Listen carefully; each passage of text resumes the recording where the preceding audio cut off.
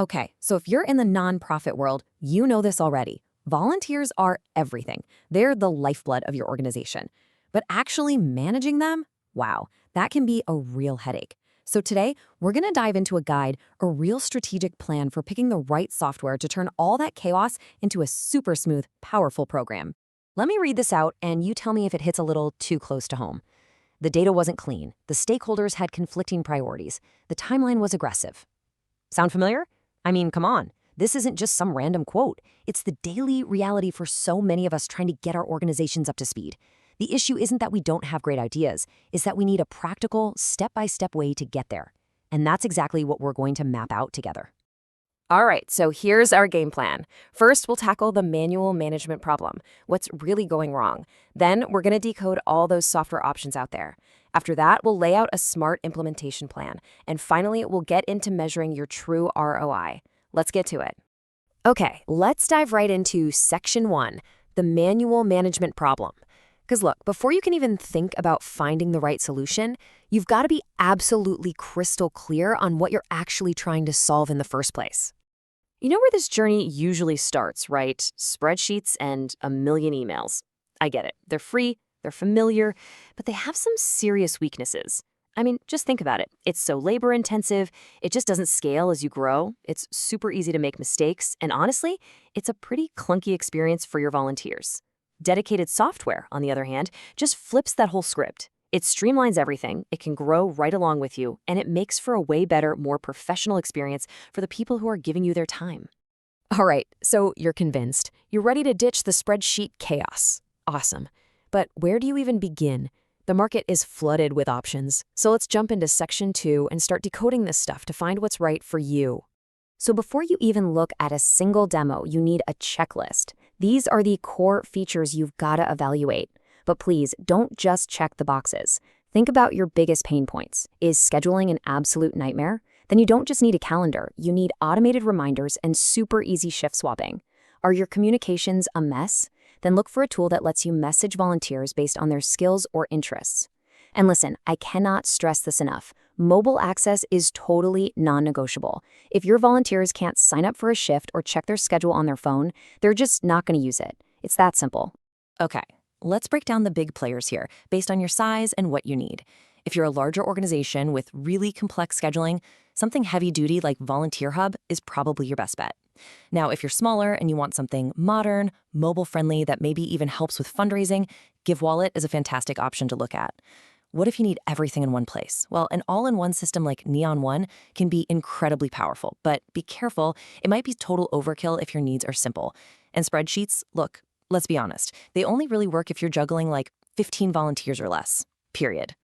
I want to zoom in on this term for a second, mobile first. This is not just some tech buzzword, okay? It means the software was designed from the ground up to work perfectly on a smartphone. And this is so critical. Why? Because if signing up for a shift is a clunky, frustrating experience on a phone, your adoption rates are going to absolutely plummet, I guarantee it. So really, the main takeaway for this whole section is this. Right-size your tool to your complexity. You know, don't buy a Ferrari just to drive to the corner store. The best software isn't the one with the most features, it's the one that actually fits what your organization needs, right here, right now. All right, so you've picked your tool. Awesome. Now comes the part that, well, it can feel a little scary, the implementation. But here's the secret. It doesn't have to be. With a smart plan, it's totally manageable. So let's get into Section 3 and break down exactly how to do it. Let's think about this in 3 simple phases. First up is audit and planning. This is where you really look at your current process and figure out what success even looks like. Phase 2 is selection. You're testing things out, getting feedback. And then Phase 3 is the launch. That's migrating your data, training everybody, and getting it live. See? When you break it down like that, the whole thing feels way less intimidating. So what does a realistic timeline actually look like? Well, this isn't going to happen overnight. A good, smart launch usually takes about 4 months. You'll spend month 1 just on assessment. Month 2 is all about testing with a small group of people. In month 3, you'll make your final pick and plan the data move. And then month 4 is go time, the big launch, with training and onboarding for everyone.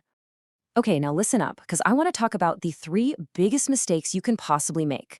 Number 1, buying a tool that is way too complicated for what you actually need. Number 2, launching the thing without ever asking your volunteers for their input, the people who actually have to use it. And number 3, this is a big one, moving all your messy old data into your shiny new system. You have to clean your data before you move it. Just remember the old saying, garbage in, garbage out. All right, we've made it to our last and honestly most important section, measuring your true ROI. This is how you prove the value of what you're doing. It's how you justify the cost to your board and show everyone the real impact this has on your mission. And this is where the rubber really meets the road. Good software takes all those tedious manual tasks and automates them. We're talking about saving, on average, about 18 hours of staff time every single month. Just stop and think about that. What could your volunteer coordinator do with an extra 18 hours? That's more time for recruitment, better training, and actually recognizing the amazing people who help you. And you know what? That time has a real dollar value. Let's say your staff time is worth, about $25 an hour. Saving 18 hours a month? That's a direct saving of $450 every month. Suddenly that monthly subscription fee doesn't seem so bad, does it?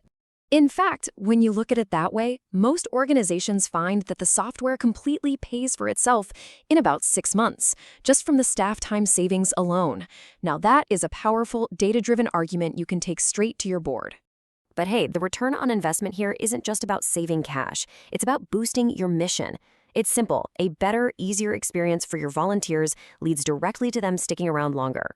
And even a small bump in retention, say 5 to 10%, means more consistent help, a bigger impact, and better support for the community you serve. Now, that's the real ROI. Okay, so let's boil this whole thing down. What are the key takeaways? First, match the tool to the size of your organization. Don't overbuy. Second, remember that the staff time you save will probably pay for the tool by itself. Third, focus on the volunteer experience. It is absolutely crucial for getting people to actually use it. And finally, and this is maybe the most important part, implementation is more important than the specific tool you choose. A great rollout of a pretty good tool is way better than a terrible rollout of a perfect one. So I'll leave you with one final and really important question to think about. As we get excited about all these powerful new tools, how do we make sure they're expanding access for everyone and not accidentally creating new barriers for volunteers who might be a little less tech savvy? Just make sure that whatever you do, your technology is always serving your mission of inclusion. Thanks so much for joining me.